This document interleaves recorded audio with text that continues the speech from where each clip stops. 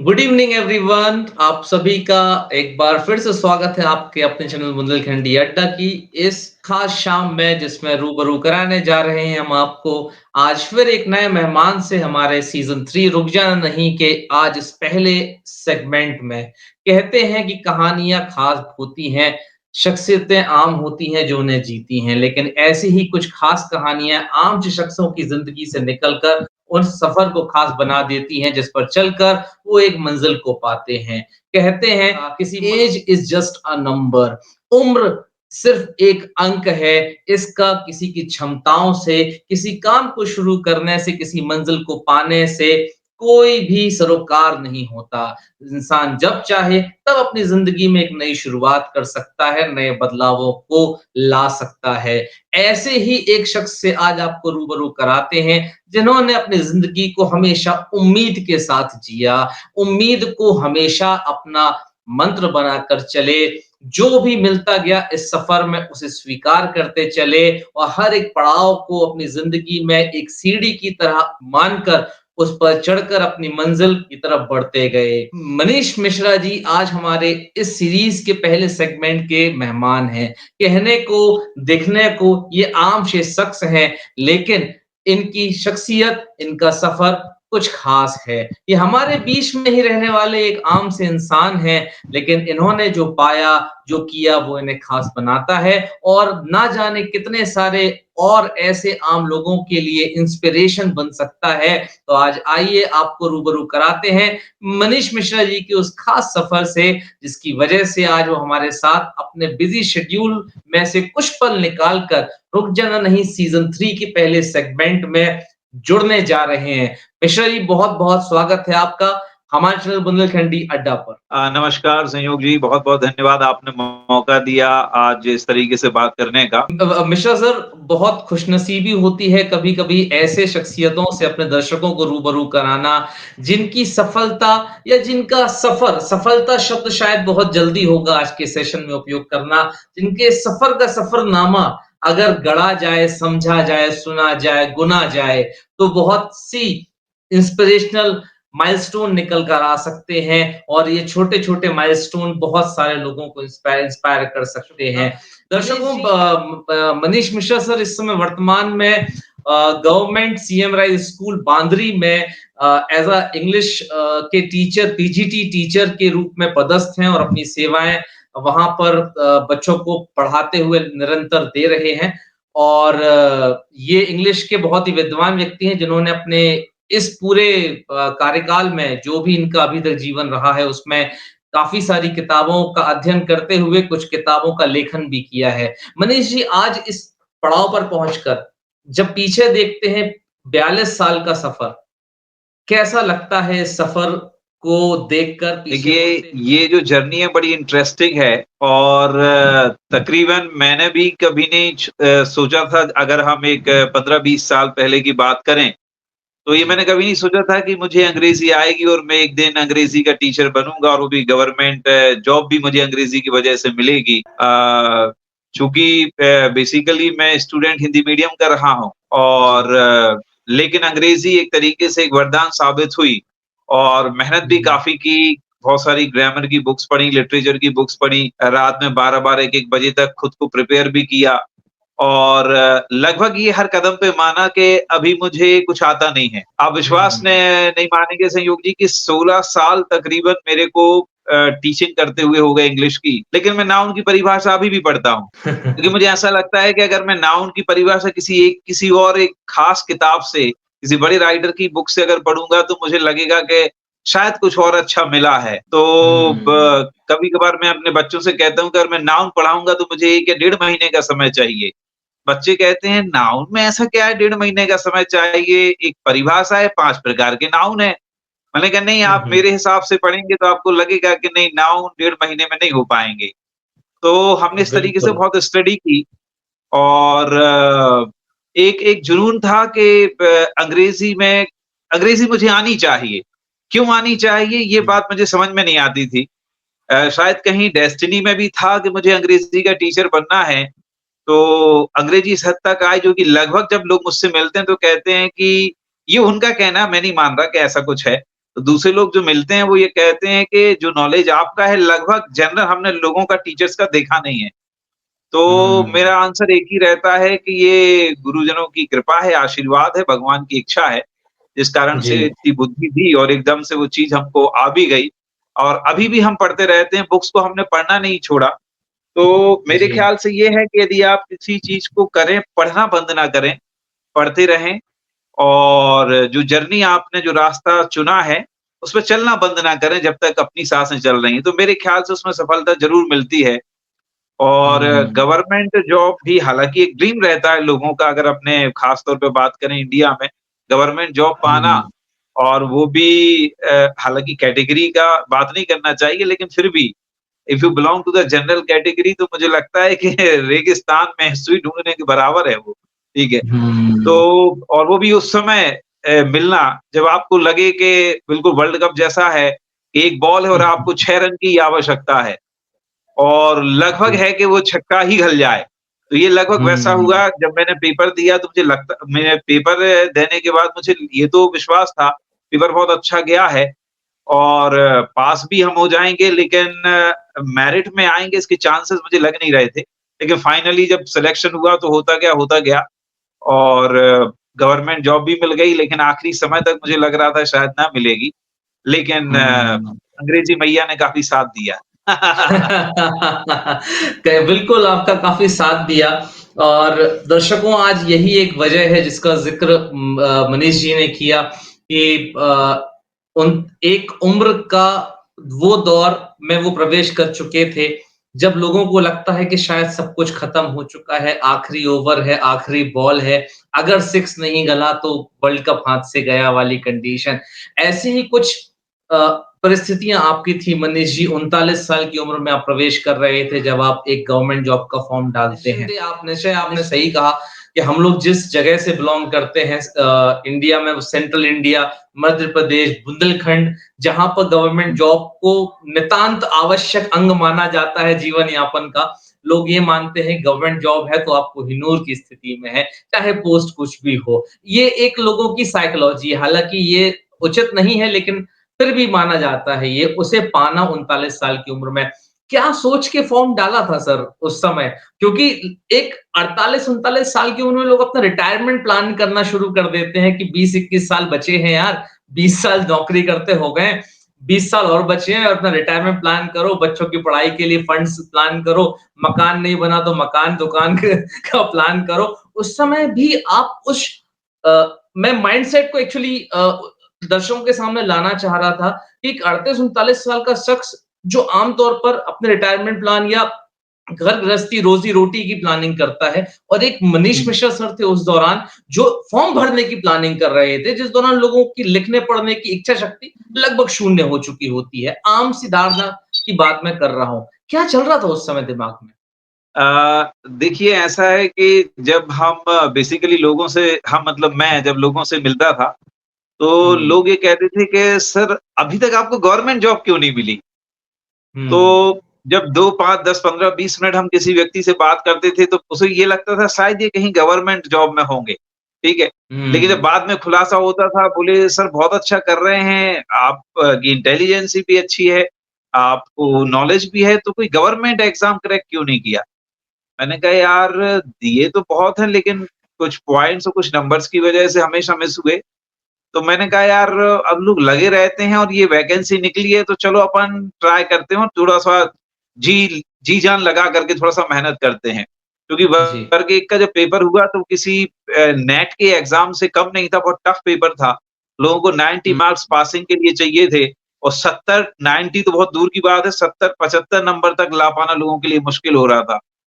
हुँ, 16 साल की मैंने इंग्लिश में ड्यूअल पीएचडी सॉरी पीजी किया हुआ है ओह! और मैंने बताया कि इंग्लिश से लव था तो मैंने ये मान के पढ़ाई की कि अपन ये आखिरी कोशिश है और इसमें जी-जान लगा देते हैं। लोग कहते रहते ये नहीं किया, वो नहीं किया। अगर लोगों को लगता है गवर्नमेंट जॉब तो अपन एक बार यही हासिल करके दिखा देते हैं। तो हुँ, यू वुड नॉट बिलीव कि 2 बजे रात तक भी हमने पढ़ाई की, जब एग्ज़ाम हुआ, तो ज़्यादा रात में जागने के कारण जो था, वो हमारे पूरे मुँह में और गले तक छाले भी हो गए और ओह! 1 मंथ से ऊपर हो गया, हम बिल्कुल दुबले हो गए थे इवन जब डॉक्टर को मुँह में एक बड़ा छाला हो गया, दिखाया तो उनको कैंसर का शक हुआ, तो थोड़ी देर के लिए हमारी भी रूह काँप गई क्योंकि कोई एंटीबायोटिक्स काम नहीं कर रहे थे। लेकिन मैंने हुँ, पढ़ना बंद नहीं किया, ठीक है? मतलब ये था हुँ, कि अगर वो इंग्लिश पढ़े नहीं तो नींद नहीं आ रही थी, तो सब लोग कहते थे, "अरे होगा तो होगा यार, आपको पैसे की कमी थोड़ी है। जो लोगों को गवर्नमेंट जॉब में हुँ, पैसा मिल रहा है, वो आप अभी ले रहे हो।"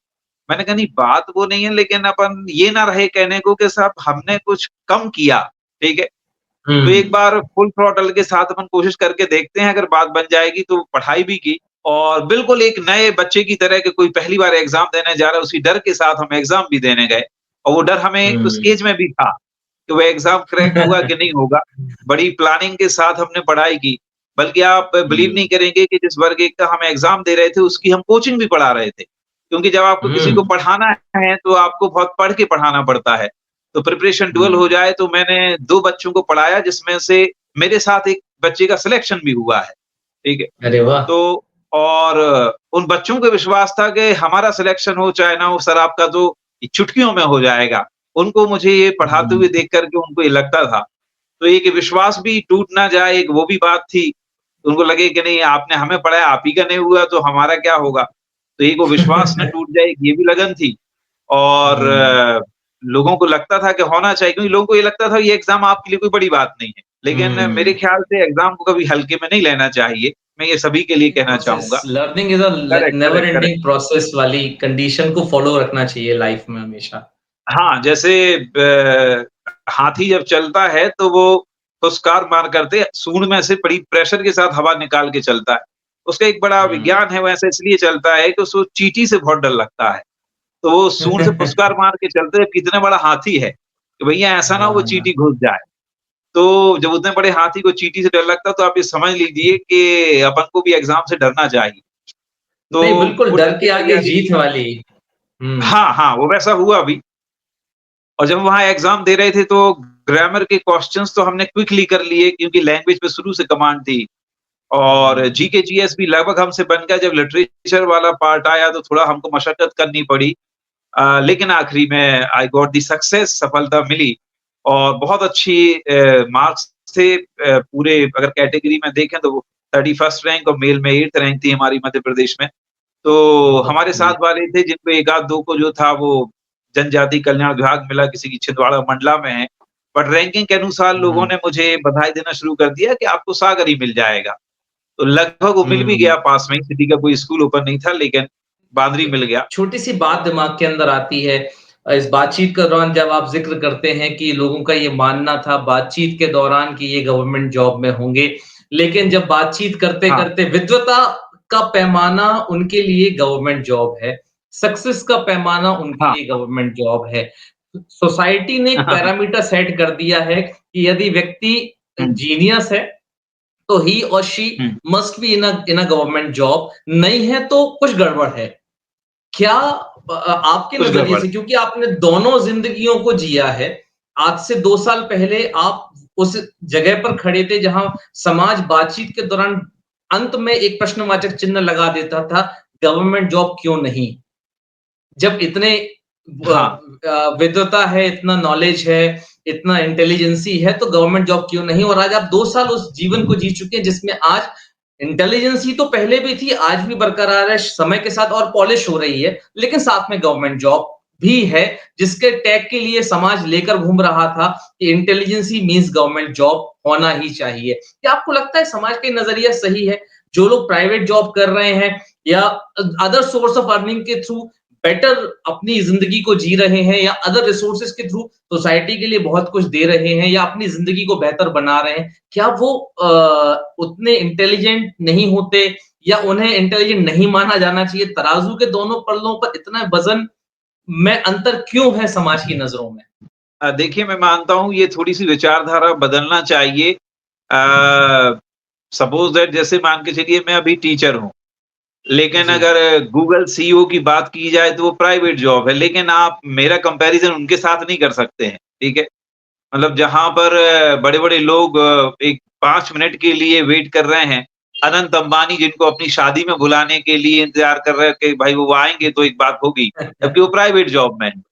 हमारे यहाँ से हुँ, बहुत क्योंकि मैं पहले टीचिंग में आने के पहले I was in Bank of America and I was working as hmm, a pricing analyst in Gurgaon in Bank of America. हुँ, तो मुझे वो दिन अभी भी याद आते हैं और कभी-कभार ऐसा लगता है कि वो ज़्यादा बेटर लाइफ़ थी, बहुत ज़्यादा, क्योंकि जो कुछ हमने इतना कुछ किया हुआ है और इंग्लिश की फ़ील्ड में कहीं न कहीं वो उन कंपनीज़ का उस लाइफ़ का बड़ा रोल है।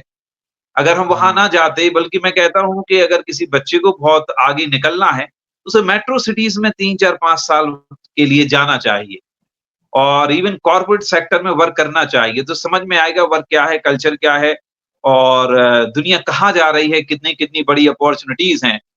तो हुँ, मेरे ख्याल से एक ये भ्रांति थोड़ा-सा अपने प्रदेश में या यूपी, राजस्थान तरफ चले जाएँ, बिहार तरफ कि गवर्नमेंट जॉब्स का क्रेज़ है। जबकि हमारे हुँ, हुँ, प्रधानमंत्री इस चीज़ को बहुत अच्छे से बात करते हैं कि नहीं, आप उसको मिल जाए तो ठीक है। जैसे अभी एक आईएएस की कोचिंग है दृष्टि, विकास हुँ, दिव्य कीर्ति चलाते हैं। मैंने उनके भी हुँ, वीडियोज़ कई देखे हैं। जबकि वो खुद थे, उन्होंने नौकरी छोड़ कर के कोचिंग जॉइन कर ली, कोचिंग हुँ, ओपन की। ओपन अब की। अपन ने जो जॉब हासिल की ठीक है, वो तो आईपीएस, आईएएस थे। उन्होंने तो वो हुँ, नौकरी छोड़ी कि इसके बाद लगभग गवर्नमेंट जॉब्स खत्म हो जाती, मिनिस्टर्स कैटेगरी आ जाती है। हुँ, तो वो भी कई बार वीडियो में कहते हैं कि देखिए ऐसा गवर्नमेंट जॉब मिल जाए तो ठीक है, ना मिली तो हुँ, ज़्यादा पछताने की आवश्यकता नहीं है, क्योंकि करियर डिफरेंट्स हैं। लाइफ़ जीना आपको बहुत अच्छे से जीना आना चाहिए, आप लाइफ़ बहुत अच्छे से हुँ। जिए और आपका जो ड्रीम है उसके लिए काम कीजिए, दुनिया आपकी रिस्पेक्ट भी करेगी, आपको सफलता भी नहीं, ये सारे पड़ाव जीते हुए सर आज आप हाँ, कहा जाए तो इस मुकाम पर आ चुके हैं कि बहुत से लोगों के लिए कहीं न कहीं इंस्पिरेशन बन रहे हैं। जैसा अभी आपने बातचीत के दौरान कहा ना कि एमपी गवर्नमेंट की एक ऑफिशियल ने भी आपसे पूछा कि आपका बैकग्राउंड क्या है? बैकग्राउंड की हाँ, तरफ अगर थोड़ा नज़र डालें जब आपसे शुरुआती बातचीत हमारी हुई थी सेशन के पहले प्लान करने के दौरान, एजुकेशन हुँ, एमपी गवर्नमेंट हिंदी मीडियम से होती है आपकी। बचपन हुँ, 12वीं तक 12वीं तक हिंदी मीडियम में गुज़रा, जहाँ पर हाँ, इंग्लिश बहुत शायद उतनी प्रायोरिटी पर अध्ययन में नहीं आती है आम बच्चों के। हाँ, 11th-12th मैथ से किया जाता है। आम तौर हाँ, पर 12वीं करने के बाद मैथ्स के स्टूडेंट्स का फ़ोकस 2 ही तरफ जाता था। उस दौरान हुँ, जिस दौर में आप पढ़े 90s का दौर था, अर्ली 2000 का एरा आ रहा था हुँ, कि मैथ्स से 12वीं किया है तो पहली प्रायोरिटी इंजीनियरिंग को देंगे, दूसरी प्रायोरिटी नहीं हुआ तो फार्मेसी को देंगे, तीसरा अगर हुँ, दोनों जगह नहीं होता है तो फिर बीएससी की तरफ कूच करके आगे बढ़ जाएँगे। अचानक से मनीष मिश्रा जो उस समय 12वीं पास स्टूडेंट 18 साल की उम्र लगभग रही होगी, ने हुँ। रास्ता चुना बीए का। अचानक ये स्विच ओवर कैसे आया क्योंकि मैथ से 12वीं थी, कोई बुराई नहीं थी इंजीनियरिंग, फार्मेसी या बीएससी चुनने में। अचानक से स्ट्रीम हाँ, से हट के बीए की तरफ, आर्ट्स की तरफ मुड़ना कैसे हो गया सर? मैथ्स पढ़ते-पढ़ते अचानक से आर्ट्स की तरफ कैसे डाइवर्ट हो गए? हाँ, ये स्टोरी बड़ी इंटरेस्टिंग है, मतलब मुझे ऐसा लगता है कि नहीं सर क्योंकि इंटरेस्टिंग आपका पूरा सफ़र है इसीलिए मैं एक-एक किसी भी बिंदु को मैं छोड़ना नहीं चाहता हूँ। इसीलिए हाँ, पकड़-पकड़ के सारे जगहों पर मैं अपने दर्शकों को ले जाने की कोशिश कर रहा हूँ, ताकि गलती से भी मुझसे कुछ छूट ना जाए। तो सर बिल्कुल इस इंटरेस्टिंग कहानी को ज़रूर हमारे दर्शकों के साथ शेयर करिए। देखिए जब मैंने 10th क्लास पास किया, उसके बाद 10th क्लास मैंने छतरपुर से पास किया और 11th से हम सागर आ गए, क्योंकि जी। मेरे फादर रेलवे में काम करते थे। हुँ। छतरपुर का कोई प्रोजेक्ट था उसके लिए गए, फिर 11th से हमने सागर में एडमिशन लिया। उस समय तक मुझे अंग्रेज़ी नहीं आती थी, ठीक है? तो अचानक क्या हुआ कि एक मेरे फूफा जी थे जो कि अब नहीं हैं इस दुनिया में, उन्होंने मुझे गोद में खिलाया था और उन्होंने सीधा मुझे तब देखा जब वो मैं 11th में आ गया और वो अमेरिका में रहते थे वाशिंगटन डीसी में। वो अंग्रेज़ों के ज़माने में रेलवे में काम करते थे, काफ़ी बुजुर्ग थे, 93-94 इयर्स के वो ओल्ड होके वो एक्सपायर हुए। तो कोई रेलवे के हुँ। प्रोजेक्ट पे वो अमेरिका गए, तो फिर वो अमेरिका में ही सेटल हो गए। तो हुँ। उन्होंने मेरे को गोद में खिलाया और वो काफ़ी साल बाद इंडिया आए। तो वहाँ से जब इंडिया आए तो इंदिरा गांधी इंटरनेशनल एयरपोर्ट पर जब उतरे, तो एसटीडी पीसीओ उस समय चलते थे, जिस समय मैं 11th में हुँ। था और उसके बाद मोबाइल भी आया तो तकरीबन नोकिया का एक कीपैड वाला मोबाइल होना बड़ी बात हो जाती थी, ड्रीम था जी, वो लोगों का। बिल्कुल, बिल्कुल। हुँ। तो उन्होंने चिट्ठी भेजी कि मैं दिल्ली आ गया हूँ और पापा के लिए चिट्ठी भेजी कि मैं ट्रेन से 1 या 2 हफ्ते बाद आऊँगा, तो मैं आपके ही घर पे रुकूँगा। तो मैंने कहा यार अपने घर में कोई अमेरिका वाला व्यक्ति आ रहा है, वो आज तक आया नहीं। चलो अच्छी बात है, आने दो अपन देखेंगे। हुँ, मम्मी ने बताया कि वो फूफा जी आ रहे हैं, अमेरिका में रहते हैं, उन्होंने तुम्हें गोद में खिलाया है। मैंने कहा अच्छी बात है। तो वो हुँ, आए। मेरे ख्याल से उनका घर में आना मेरे लिए मेरी बड़ा बेनिफिशियल हुआ या ये ऐसा कहें गॉड की तरफ से ये रचना की गई या जो कुछ भी हुआ हो। वो आए, तो वो आकर कहते हैं, "कहाँ है वो पगला मनीष गधा?" ठीक है? तो मैंने कहा यार गधा? ठीक है। तो हम गए, हमने पैर छुए तो अब तो पहचान नहीं पाए, हम कैसे पहचानेंगे उन्होंने गोद में खिलाया सीधा। तो बोले तुझे पता है कि मैंने तेरे को गोद में खिलाया है? मैंने मेरे को कुछ नहीं पता है, ठीक है। तो उन्होंने कहा अच्छा, मैंने कहा फूफा जी आप अंग्रेज़ी बोल लेते हैं? बोले और क्या मैं वहाँ अमेरिका में क्या बुंदेलखंडी बोल रहा होऊँगा, ठीक है। तो मैंने कहा आप बोल कैसे लेते हैं? बोले कोई बड़ी बात नहीं, तुमको भी आ जाएगी। तो उन्होंने अचानक मेरी मम्मी से कहा अगर ये अंग्रेज़ी सीख जाए, मैं इसको अमेरिका ले जाऊँगा पढ़ाने के लिए। ये बात मेरे को ऐसी लगी कि कोई आपसे अभी ये कह दे कि कल आप मेरे साथ चलो, मैं आपको 15-20 दिन के लिए या साल 2 साल के लिए अमिताभ बच्चन या शाहरुख खान के बंगले में छोड़ दूँगा, वो आपके साथ हुँ, रहेंगे। तो मैंने एक कहा सपना अमेरिका दिखा जाएँगे? दिया उन्होंने। हाँ, सपना दिखा दिया। तो वो पहला पॉइंट था जिसने अगली सुबह मुझे ग्रामर की बुक के पेज पलटने में मजबूर कर दिया। तो मैंने कहा फूफा जी ओह! अंग्रेज़ी आएगी कैसे? तो उन्होंने कहा तुम ऐसा करो, तुम पहले सुनना शुरू करो अंग्रेज़ी को। तो कोई न्यूज़ चैनल हुँ, देखो और बोलना शुरू करो, गलत हो वो बात अलग हो जाए, वो करेक्शन में अभी रुका हूँ 10-15 दिन करेक्शन हम करेंगे।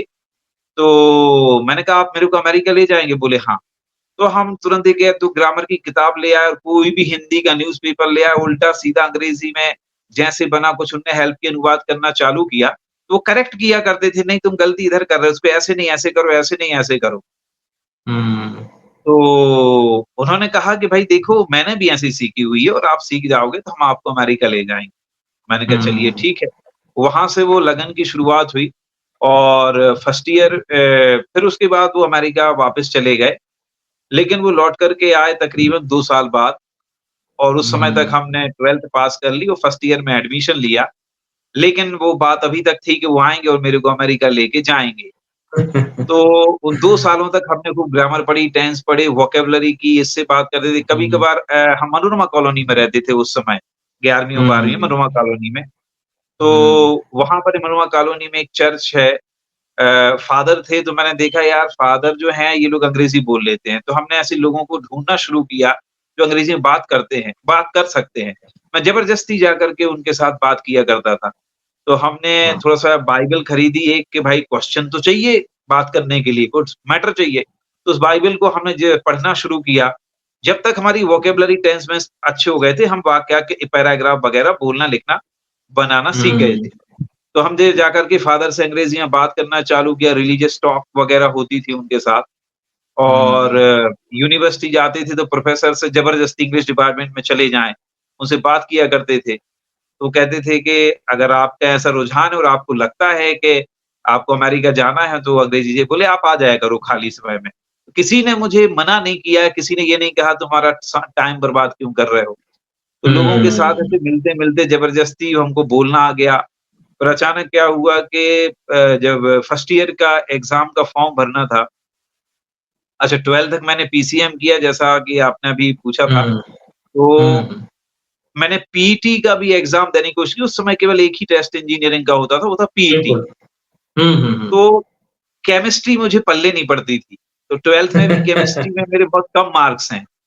तो जी, फिज़िक्स, मैथमेटिक्स हम क्लियर कर गए, लेकिन केमिस्ट्री हम एग्ज़ाम क्लियर नहीं कर पाए। तो हुँ, 12th में मैंने फिर ड्रॉप भी लिया, 1 साल का ड्रॉप है मेरा 12th में जी। और मैंने बहुत कोशिश की बट केमिस्ट्री का एग्ज़ाम हम क्लियर नहीं कर पाए पीईटी का। तो मैंने डिसाइड किया कि शायद हम इंजीनियर बनने के लायक हैं नहीं, इतनी बुद्धि हम में है नहीं, तो मैंने कहा कि अपन आर्ट की तरफ चलते हैं, देखेंगे करियर तो किसी भी विषय में बनाया जा सकता है। क्योंकि हुँ, मैं सही हूँ कि आपको एक बात बताना चाहूँगा, लोग पूछते हैं कि इस विषय का स्कोप है, ठीक है? हुँ। तो इस इंटरव्यू के बाद हो सकता है कि बहुत सारे लोग एमए अंग्रेज़ी करने लग जाएँ, ठीक है? किसी बिल्कुल। इंजीनियर को देख कर के बोले सिविल इंजीनियरिंग में करियर है तो इंजीनियरिंग करने लग जाएँ। तो मैंने ये हुँ, माना है कि किसी विषय का कोई स्कोप नहीं होता, वो व्यक्ति का ही स्कोप हुआ करता है। बहुत इसीलिए बढ़िया। संस्कृत में आज आप पाणिनि को जानते हैं, हुँ, मैथमेटिक्स में आर्यभट्ट को जानते हैं, लेकिन आर्यभट्ट ने कोई बिल्कुल। पीएचडी नहीं की कि हार्वर्ड, कैम्ब्रिज से पीएचडी की हो हुँ, मैथमेटिक्स में। GS Ramanujan was only 7th class पास। 3000 प्रमेय लंदन यूनिवर्सिटी में आज भी अनसॉल्व्ड रखी हुई हैं और ओहो! मैथमेटिशियंस को पता नहीं कि how to solve, he was only 7th class pass. तो हुँ, व्यक्ति का स्कोप हुआ करता है, तो मेरे जी इसको ही अपन एक साधारण एग्ज़ाम्पल से ये समझें कि जैसे आपका मोबाइल का कोई टावर लगा हुआ है, उसका कवरेज एरिया हुँ, जितना ज़्यादा होगा, उतने एरिये के मोबाइल सब उसके नेटवर्क में आ जाएँगे। तो आप अपने बिल्कुल। नॉलेज का, अपने ज्ञान का कवरेज एरिया बढ़ाइए, तो उसके एरिया वाले जॉब्स आपकी कवरेज में बाय डिफ़ॉल्ट आ जाएँगे। तो एक तो वो ड्रीम था जिसने हमें अंग्रेज़ी सिखाई और फूफा जी तो अमेरिका नहीं ले गए, लेकिन अंग्रेज़ी के दम पे फिर क्या हुआ कि जब हमने देखा कि हम मैथमेटिक्स में, साइंस में आगे नहीं बढ़ सकते, तो हमने हुँ, यूनिवर्सिटी में क्रिमिनोलॉजी सब्जेक्ट है एक वो लिया, इकोनॉमिक्स लिया हुँ, और इंग्लिश लिटरेचर हमने ग्रेजुएशन में लिया। बल्कि हुँ, क्रिमिनोलॉजी अब इंग्लिश को तो इंग्लिश में लिखना ही पड़ेगा, लेकिन क्रिमिनोलॉजी और इकोनॉमिक्स यानी अर्थशास्त्र को भी हमने आंसर देने का जो मीडियम है वो अंग्रेज़ी भर दिया। उस समय तक इतनी अंग्रेज़ी बहुत नहीं बढ़िया। आती थी कि क्रिमिनोलॉजी और इकोनॉमिक्स जैसे विषय को अंग्रेज़ी में लिख सकें। लेकिन एक तो मोहब्बत हम हो चुकी थी इंग्लिश से जिसकी वजह से वो बेचारे क्रिमिनोलॉजी और इकोनॉमिक्स के क्वेश्चंस भी इंग्लिश में जवाब सुनने को मजबूर हो गए आपसे। हाँ, तो वो बुक्स हमने हिंदी में परचेज़ की, बड़ी मोटी-मोटी बुक्स थी इकोनॉमिक्स हुँ, और पॉलिटिकल साइंस की। 2-2 3-3 हुँ, 4-4 राइटर्स की बुक्स खरीदी, गाइड खरीदी और ये पता चल गया था कि हमने अंग्रेज़ी में आंसर लिखने का उसमें फॉर्म में भर दिया है। पेरेंट्स ने कहा कि नहीं आपने गलत कर दिया, आप फेल हो जाओगे। हमने कहा नहीं होंगे, हम कर लेंगे। तो हमने फिर खूब वोकैब्युलरी भी, खूब शब्द भंडार जोड़ा। इंग्लिश टू हिंदी हुँ, डिक्शनरी खरीदी, हिंदी टू इंग्लिश खरीदी, फिर इंग्लिश टू इंग्लिश खरीदी और गूगल की भी है हेल्प लेते थे हमारे पास मोबाइल नहीं था। एक फ्रेंड का मोबाइल था, बड़ा महँगा था, वो लोग ऑलरेडी पैसे वाले थे, उनकी हेल्प लेते थे।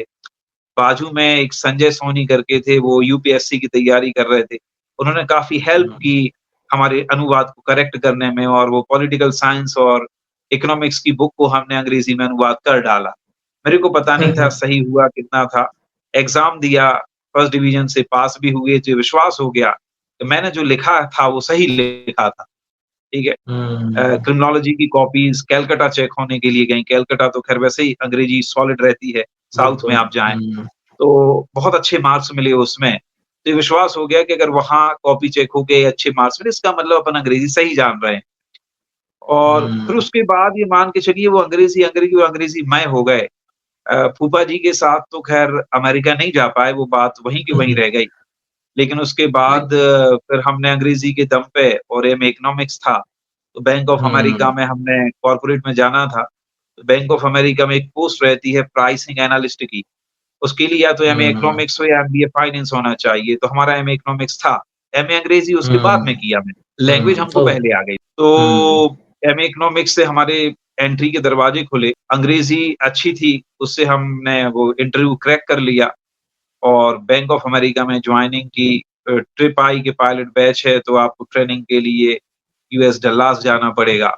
तो एकदम से हो गया भाई वाह! अपन पहली बार हवाई जहाज़ में बैठेंगे। तो ये सब अंग्रेज़ी की बदौलत यहाँ हुआ। पर मैं एक छोटी-सी बात मैं पूछना चाहता हूँ क्योंकि क्यूरियोसिटी आ रही है इस बातचीत के दौरान।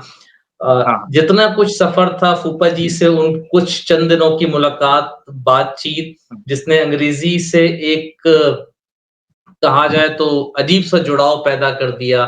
वो जुड़ाव हुँ, एक रिश्ते में तब्दील हो गया। कहते हैं ना कि पहले एंगेजमेंट फूफा जी करा गए थे इंग्लिश के हाँ, साथ, हाँ, लेकिन शादी आपने करके उसे अपना हमसफ़र बना लिया। हाँ, हाँ। उस हमसफ़र ने आपका साथ ही बखूबी दिया क्योंकि आज आप जो कुछ भी हैं, आज आपकी जो भी प्रोफ़ेशनल जान-पहचान है, वो उस अंग्रेज़ी की वजह से है। सर हुँ, हुँ, अंग्रेज़ी को मतलब कहा जाए ना हमारे यहाँ जब बातचीत में कुछ 4-6 लड़कों का या लोगों का ग्रुप खड़ा होता है, तो अगर हुँ, उस दौरान कोई व्यक्ति अंग्रेज़ी के शब्दों का ज़्यादा प्रयोग कर रहा हो या सेंटेंसेस का ज़्यादा प्रयोग कर रहा हो, उसे मॉडर्नाइज़ेशन या एजुकेशन के एक अच्छे स्तर का प्रूफ माना जाता है कि हुँ, he or she is a kind of a person who is very much learned person, who is very much aware regarding English language हुँ, और इसको बहुत कुछ आता है, भले ही वो बकवास कर रहा हो, स्लैंग्स यूज़ कर रहा हो इंग्लिश लैंग्वेज के अंदर शॉर्ट फॉर्म्स यूज़ कर रहा हो, जो है कुछ भी हो लेकिन अगर इंग्लिश यूज़ कर रहा है तो वो एक सोशल स्टेटस माना जाता है। तो ये कितना हुँ, सही है कि एक अच्छे सोशल स्टेटस को दिखाने के लिए इंग्लिश या कहा जाए तो अंग्रेज़ी का आना ज़रूरी है। जो अंग्रेज़ 200 साल पहले चले गए थे, अंग्रेज़ी को एक भाषा के रूप में हिंदुस्तान में दे गए, वो भाषा ना रह के सामाजिक सरोकार का एक एक एक स्तर का ज़रिया बन गई समाज के अंदर, कि अगर अंग्रेज़ी आती है तो आप यहाँ हैं, अंग्रेज़ी नहीं आती है तो आप यहाँ हैं। एक सामान्य सोच को पैदा कर गई, जो सोच में बड़ा अंतर है। ये कहाँ तक सही है या होना ज़रूरी इंग्लिश आना कंपल्सरी है? देखिए जितना मैंने हिंदुस्तान के बहुत शहर भी घूमे, हम दिल्ली में काम किया, हमने पुणे में काम किया और फॉरेनर्स के साथ भी हमने तकरीबन 4 साढ़े 4 साल काम किया। हमें बैंक ऑफ अमेरिका में अमेरिकन से बात करना, ब्रिटिशर से बात करना, कभी फ़ोन पे उनसे हुँ, बात होती थी।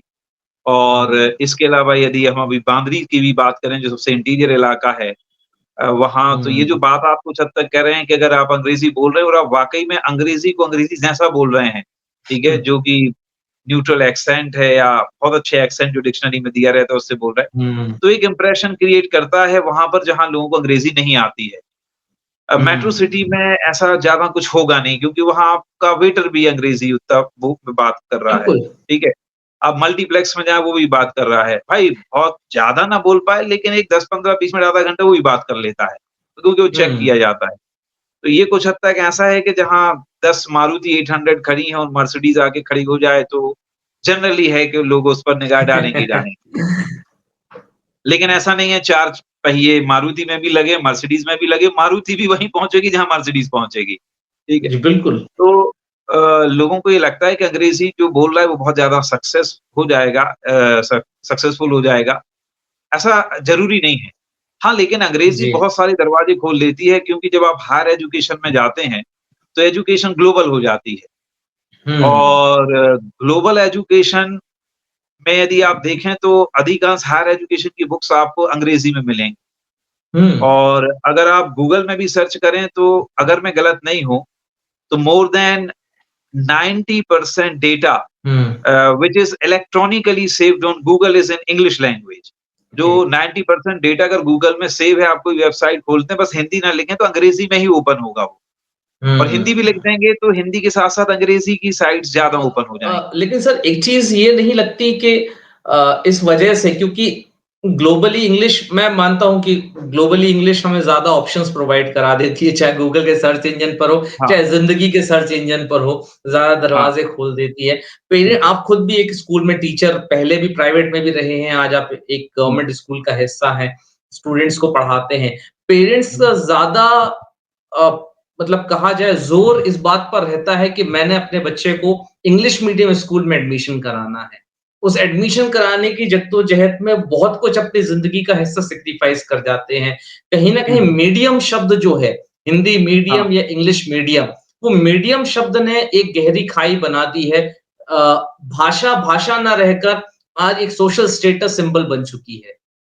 करेक्ट। अ, बहुत ये हमारे यहाँ पर तो ये है बेसिकली बात आप सही कह रहे हैं। एक स्टेटस जो है उसको सिंबल बना के रखा हुआ है कि अगर अंग्रेज़ी आप बोल रहे हैं, तो आप एक डिफरेंट लेवल पे पहुँच जाएँगे, लोग आपको एक डिफरेंट लेवल का, एक डिफरेंट कैटेगरी का मानेंगे। ये मेरे ख़्याल से ये भ्रांति है, ऐसा ज़रूरी नहीं है, ठीक है? और ऐसा समझना भी नहीं चाहिए कि आप हिंदी बोल कर के बहुत अच्छा मैं आपको बताऊँ हम एक अंग्रेज़ी का अभी तक मेरे 14 रिसर्च पेपर पब्लिश हैं अंग्रेज़ी भाषा में। ओह! ओहो! हाँ, और तो एक रिसर्च पेपर प्रेज़ेंट करने के लिए हम गोवा गए। हुँ, गोवा में हिमाचल प्रदेश यूनिवर्सिटी के कुलपति आए। वो जबलपुर के हैं बट हिमाचल काफ़ी रिनाउंड पर्सनैलिटी हैं, गूगल पे उनको आप सर्च करेंगे तो पाएँगे। Professor KDN Vajpayee hmm, president of India हुआ करते थे, उनके वो काफ़ी अच्छे उनके साथ उनके रिलेशन भी थे। कैम्ब्रिज, हुँ, ऑक्सफोर्ड में कई डिपार्टमेंट्स के वो हेड और डीन भी रह चुके हैं और ओह! 7-8 भाषाएँ बोलना जानते हैं वो। Is a very renowned personality KDN Vajpayee और जब आप उनको सुनेंगे तो आपको मन करेगा और सुनें। तो और हुँ, बड़े रिलीजियस पर्सन हैं, तो वो वहाँ चीफ गेस्ट थे उस समय। उस जहाँ पर कॉन्फ्रेंस में जहाँ हम रिसर्च पेपर हुँ, पढ़ने के लिए गए थे। हुँ, हुँ, तो वो आए, तो सब कैंडिडेट से मिल रहे थे, तो मैंने अपना पेपर रिसर्च पेपर पब्लिश किया। तो जनरली उनकी निगाह मेरी इस तुलसी की कंठी पे गई, जैसे अभी हम टी-शर्ट के अंदर की हुई है पहने हुए हैं। हुँ, तो वो हुँ, टीका लगाए हुए थे, तो उन्होंने मेरे से बोला, बोले जेंटलमैन कम हियर। तो मैंने कहा यस सर। बोले ये तुलसी की कंठी आप पहने हुए हैं, ये ओरिजिनल है? मैंने कहा हाँ सर, मैंने वृंदावन से ली है। अच्छा ठीक है। हुँ, तो क्यों पहने हुए हैं? तो मैंने बताया कि मैंने चैतन्य महाप्रभु का जो संप्रदाय है इसमें दीक्षा ली हुई है। ठीक है। हुँ, तो उन्होंने बात कही कि आपने जो प्रेम का विश्वविद्यालय है, उस विश्वविद्यालय को हुँ, बिलॉन्ग करते हैं आप। ठीक है, चैतन्य ओह वाह! महाप्रभु प्रेम का विश्वविद्यालय है। तो बोले आप उस हुँ, विश्वविद्यालय से हैं तो कुछ मुझे बताइए। मैंने सर आप जैसी पर्सनैलिटी को मैं क्या बताऊँगा? बोले नहीं मैं हुँ, कुछ भी हूँ लेकिन भगवान के विषय में नहीं जानते आप उस विश्वविद्यालय से हैं तो मुझे बताइए। तो थोड़ी-सी मित्रता हुई, वो अपनी कार में बिठा के ले गए और उस कॉन्फ्रेंस में उन्होंने 4 भाषाओं में लेक्चर दिया, थोड़ा-थोड़ा करके। जर्मन बोले, हुँ, फ्रेंच भी बोले, संस्कृत में धारा प्रवाह बोले। तो मैंने कहा कि सर आपने इतना सीखा कैसे? तो वो कैम्ब्रिज में संस्कृत भाषा का डिपार्टमेंट है, वहाँ पर भी वो काम कर चुके हैं और कहने लगे आप ऑक्सफोर्ड, कैम्ब्रिज जाएँगे, आपको संस्कृत में बोलते हुए विद्यार्थी मिलेंगे उधर और बड़ा सम्मान है, ऐसी बात नहीं है। तो हुँ, बात ये है कि हमने थोड़ा-सा भ्रांति पाल रखी है कि केवल अंग्रेज़ी होगी तभी सफलता मिलेगी। आजकल दुनिया हुँ, संस्कृत को बहुत रिगार्ड कर रही है, कंप्यूटर्स भी संस्कृत लैंग्वेज में बनने जा रहे हैं। हुँ, और संस्कृत जैसी साइंटिफिक और सटीक भाषा आपको देखने को नहीं मिलेगी।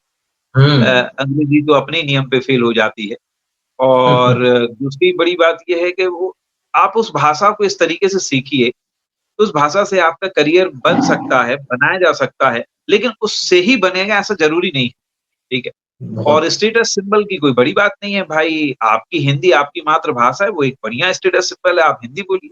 अंग्रेज़ी बोलने वाले से हुँ। कहिए आप मेरे जैसे हिंदी बोल के बताइए। ये सवाल मैंने इसलिए आज यहाँ पूछा क्योंकि काफ़ी सारे लोग जब इस पॉडकास्ट को हमारी बातचीत को सुन रहे होंगे, तो हाँ, कहीं न कहीं ये बात क्योंकि पिछले कुछ दिनों में मैं भी कुछ ऐसे लोगों से रूबरू हुआ जिनके लिए अपने बच्चे को इंग्लिश मीडियम में पढ़ाने का हुँ, जुनून था। मतलब उनके लिए रातों की नींद उड़ चुकी थी, दिन का चैन उड़ चुका था। वो सिर्फ़ ये चाहते थे कि उनका बच्चा इंग्लिश मीडियम में पढ़ जाए, चाहे उनके घर में उस दिन खाना ना बने। अगले दिन पानी ना पिएँ, रातों को सोएँ ना, बस एडमिशन हुँ। हो जाए, उनका ये मानना था। अगर ये हो गया, तो कम से कम सोसाइटी में हम चेहरा दिखाने लायक हो जाएँगे। इसीलिए आज ये सवाल मैंने आपके सामने रखा था। अच्छा एक बात ऐसी भी है चूँकि इंग्लिश ग्लोबल लैंग्वेज है, तो हुँ, ये बात तो सही है कि अगर आपको अंग्रेज़ी आती है और वाक़ई में अच्छी आती है, तो आपको फिर दुनिया की लगभग कोई दूसरी भाषा सीखने की आवश्यकता नहीं है। आप दुनिया के किसी भी कोने में जा सकते हैं और किसी से भी बात कर सकते हैं। तो अंग्रेज़ी भाषा को अगर करियर बनाना है, तो उस लेवल से फिर आप स्टडी कीजिए। अदरवाइज़ आपको हुँ, एक कम्युनिकेशन के लेवल के लिए अंग्रेज़ी सीखना चाहिए। क्योंकि मैंने बताया कि बहुत हायर एजुकेशन में जब आप जाएँगे तो बहुत अच्छी किताबें अभी भी अंग्रेज़ी भाषा में ही उपलब्ध हुँ। और तो कम्युनिकेशन के हिसाब से आना चाहिए लेकिन वो भाषा इंग्लिश मीडियम में पढ़ने से आएगी, ऐसा ज़रूरी नहीं क्योंकि हम उसका बहुत बड़ा एग्ज़ाम्पल हैं, जी, बिल्कुल। ठीक है? जी, बिल्कुल। तो बिल्कुल। ऐसा और वो क्रेज़ ऐसा एकदम नहीं पागलों की तरह पीछे पड़ जाएँ कि नहीं इंग्लिश मीडियम में बच्चा पढ़ेगा तभी सफल हो पाएगा, ठीक है? बहुत से अंग्रेज़ी मीडियम वाले जो लोग हैं वो आते हैं कहते हैं देखिए साहब हमने ये लिखा है, सही लिखा कि नहीं लिखा? तो मैं कहता भी हूँ आप कॉन्वेंट में पढ़े हैं, आप फलानी जगह पढ़े हैं, आप मेरे से पूछ रहे कहने लगे नहीं वो छोड़ दीजिए, अभी हमको ये पता है कि आप हमसे ज़्यादा जानते हैं, ठीक? तो ऐसे कई लोग मिलते रहते हैं। अभी मैं आपको एक वाकया जी। बताऊँ ऐसे कि बांद्री में 12th क्लास का एक बैच अभी पास आउट हो गया है। हुँ, एक लड़की है बांद्री से और इंटीरियर एक जगह है। वहाँ एक लड़की है निघा राजा परमार, वो हमारी क्लास 12th में थी, अब पास आउट हो गई। जब हुँ, हमारा सिलेक्शन हुआ वहाँ गए तो उस पूरे 3000 स्ट्रेंथ है हमारे सीएम राइज़ बांद्री स्कूल की। तो हुँ, उसमें एक सिंगल लड़की थी जिसने कोशिश की मुझसे अंग्रेज़ी में बात करने की, ग्रामेटिकली रॉन्ग बोल रही थी और फिर भी 15-20 मिनट बात की। शॉक्ड हुई कि हुँ, ये कैसे पॉसिबल हो सकता है? मैंने कहा आप कहाँ रहते हैं? तो उसने कहा सर हम बांद्री से और इंटीरियर जंगल में एक गाँव वहाँ रहते हैं। मैंने कहा गज़ब! हमने कहा आपने अंग्रेज़ी सीखी कैसे? तो सेम स्टोरी लगभग उसकी मैचिंग है। तो सर कोरोना पीरियड में हमने एक सब्सक्रिप्शन ले रखा था इंग्लैंड के किसी चैनल का। तो बोले हमने पेमेंट हुँ, भी की थी और हमने खुद ही उसको देख कर के किताबें पढ़ के टूटी-फूटी सीखी है। तो जब उसने हुँ, देखा कि भाई सर हमारे यहाँ आए हैं तो बड़ी खुश हुई कि हमें बहुत कुछ सीखने को मिलेगा, सारी चीज़ें अच्छी हुँ, होंगी, तो मैंने कहा चलिए ठीक है हम आपकी मदद करेंगे। और अभी आप जानेंगे कि सेंट्रल यूनिवर्सिटी सीयूईटी का टेस्ट हुआ है, उसको बहुत अच्छे हुँ, मार्क्स मिले हैं और दिल्ली बहुत बढ़िया। यूनिवर्सिटी उसको एलएलबी करने के लिए ऑफर हुआ है। तो वाह! ये तारीफ़ अ, काबिल बात है। वो मिलने के लिए परसों मिलने के लिए आई, बोले सर आपने हमको अंग्रेज़ी पढ़ाई और अंग्रेज़ी सिखाई। हमने वो ड्रीम देखा और आपने कहा था कि इंस्टीट्यूशन की सील मायने रखती है। बोले हमने सीयूईटी की प्रिपरेशन आपकी गाइडेंस में की है। वो आती रहती थी, हम उसको हुँ, पढ़ाते रहते थे। तो अभी हुँ, सीयूईटी का रिज़ल्ट आया तो उसको बीएचयू भी मिला है और डीयू भी मिला है। बहुत सोचिए बढ़िया। बांद्री के गाँव के पास का सागर यूनिवर्सिटी का भी नहीं सोच सकता है, ठीक है? बिल्कुल, तो ये है कि ज़ यदि बच्चे में लगन है कर सकते हैं, वो भी हिंदी मीडियम से पढ़ी है। अब डी जी, डीयू जी, में जी। पढ़ने जाएगी, बहुत नहीं, बढ़िया। बिल्कुल, निश्चित तौर पर उस बच्ची का भविष्य भी उम्दा होगा जिसने आपके गाइडेंस में अपनी सफलता की राह को के सफ़र को चुना है और कहीं न कहीं इस बातचीत के बाद जो भी लोग इस पॉडकास्ट को सुनेंगे उनके मन में शायद कहीं मैं भी उम्मीद करता हूँ कि ये बात क्लियर हो जाए कि सिर्फ़ इंग्लिश मीडियम में पढ़ने से सब कुछ नहीं होता। ज़रूरत होती है लगन की। एक छोटा-सा फ्रेज़ है इंग्लिश में शायद मैं गलत नहीं हूँ। कहीं कोट किया गया था किसी हस्ती के द्वारा कि स्टे हंग्री स्टे फूलिश।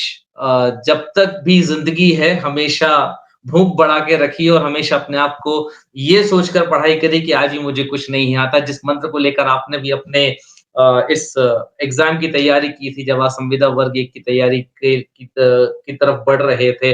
और निश्चित तौर पर आपने जब इस मूल मंत्र को अपनी ज़िंदगी का हिस्सा माना, पढ़ाई की, छाले हुए, रातों की नींद उड़ी, उस उम्र में जब लोग सिर्फ़ चैन से शाम का खाना खाकर, टहल कर सोना पसंद करते हैं टीवी देखने के बाद, उन रातों की नींदों के बाद आपने सफलता को अर्जित किया। 39 साल की उम्र में उस एग्ज़ाम को क्रैक किया और आज सफलता के साथ अपने एक छोटे से दिए से हज़ारों दिए रोशन करने के लिए आप सीएमआई स्कूल बांद्री में पदस्थ हुए।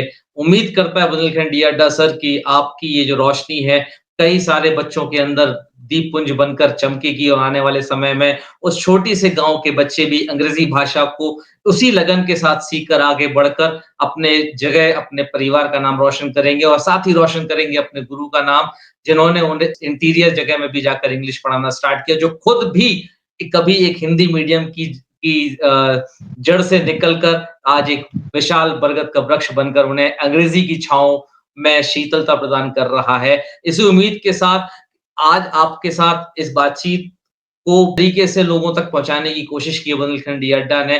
सर जाते-जाते एक छोटी-सी बात मैं ज़रूर आपसे अपने दर्शकों तक पहुँचवाना चाहूँगा कि हुँ, लोगों के लिए कोई ऐसा सफलता का मंत्र या आपका मंत्र सफलता का मंत्र कोई नहीं होता, ऐसा मैं मानता हूँ। हर किसी की ज़िंदगी का अपना एक सफ़र है, अपनी एक सफलता की परिभाषा है। मनीष मिश्रा सर की सफलता का मंत्र या सफलता की परिभाषा या वो गुरु मंत्र जो आप किसी को देना चाहें, वो क्या होगा? प्लीज़ ज़रूर इस बुंदेलखंडी अड्डा के प्लेटफ़ॉर्म के द्वारा रुक जाना नहीं सीरीज़ के थ्रू हमारे दर्शकों तक पहुँचाइए सर। वो क्या हो सकता है?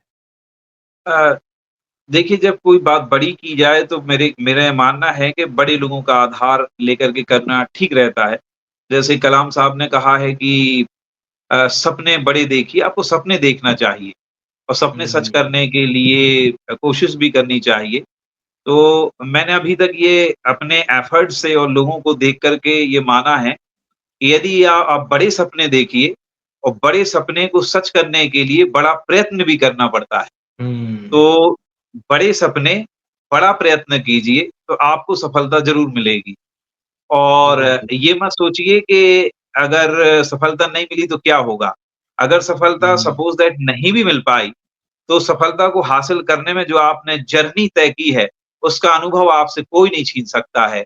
वो ज्ञान, वो हुँ, अनुभव हमेशा आपको कहीं न कहीं और दूसरी जगह सफलता दिलाएगा और हमको हुँ, पॉज़िटिव हमेशा रहना चाहिए, स्टे पॉज़िटिव और ये मान लेना चाहिए कि अगर कभी किसी एफ़र्ट से सफलता नहीं मिली, तो समझ लीजिए इससे बेहतरीन सफलता आपका वेट कर रही है। इसीलिए इस पड़ाव पर आपकी किस्मत ने या भगवान ने आपको यहाँ रुकने नहीं दिया क्योंकि जब हुँ, महात्मा गांधी को डरबन में ट्रेन से बाहर फेंक दिया गया जबकि एसी फर्स्ट क्लास का टिकट भी था, तो लोगों ने उनसे हुँ, कहा कि भाई आपको ट्रेन से बाहर फेंक दिया गया तो आपने विरोध क्यों नहीं किया अंग्रेज़ों का? तो उन्होंने कहा देखिए हुँ, मेरा हुँ। सपना है, मैं बड़े काम करना चाहता हूँ, आज़ादी के लिए लड़ रहा हूँ। और ट्रेन से फेंका जाना एक छोटी घटना है। तो बड़े काम करने वाले कभी छोटी-छोटी बातों में नहीं फँसा करते। अरे वाह! बहुत बढ़िया। तो ये एक बहुत अच्छी बात है कि सफलता कभी छोटी-बड़ी नहीं होती, लेकिन बड़े सपने देखें तो बड़ा प्रयत्न भी करना पड़ता है। तो छोटे से प्रयत्न से बड़ी सफलता नहीं मिलती है। हमेशा पॉज़िटिव जी। रहें, सपने ज़रूर देखें, उनको प्रयत्न करें कि वो सच में तब्दील हों और हमेशा बड़ा प्रोजेक्ट रखिए। बड़ा प्रोजेक्ट रखने से काम ज़रूर बड़े होते हैं। ज़रूर, आपकी ये बातें गोल्डन वर्ड्स हैं, उन सभी लोगों के लिए जो अपनी ज़िंदगी में कुछ हासिल करना चाहते हैं, कुछ ख्वाब देख रहे हैं। ज़रूर वो अपने ख्वाब ऊँचे करें और उसे उन ख्वाबों को तक पहुँचने की जो एक सफ़र है, उसे भी मेहनत के साथ पूरा करें। कभी भी हताश ना हों, निराश ना हों, ज़िंदगी नए-नए सरप्राइज़ेज़ के साथ आपको ज़रूर चौंकाएगी। बस ज़िंदगी चाहती है कभी आपके पहिए थमे ना, रुके ना और यही बुंदेलखंडी अड्डा की भी कोशिश है आप सबके साथ यही कहानियाँ बाँटने की कि रुक जाना नहीं, ज़िंदगी चलने का नाम है। बहुत-बहुत धन्यवाद सर अपने बिज़ी शेड्यूल में से समय निकाल कर अपने इस खुशनुमा सफ़र को हमारे साथ और हमारे दर्शकों के साथ साझा करने के लिए। आशा करते हैं आप यूँ ही मुस्कुराकर बहुत सारे स्टूडेंट्स को इंग्लिश का ज्ञान देते रहेंगे, उन्हें भी इस काबिल बनाएँगे ताकि वो अपनी छोटी-छोटी सक्सेस की आम ज़िंदगी की खास कहानियाँ लोगों तक ज़रूर भविष्य में पहुँचाएँ। बहुत-बहुत धन्यवाद बुंदेलखंडी अड्डा के साथ जुड़ने के लिए। थैंक यू संयू, थैंक यू।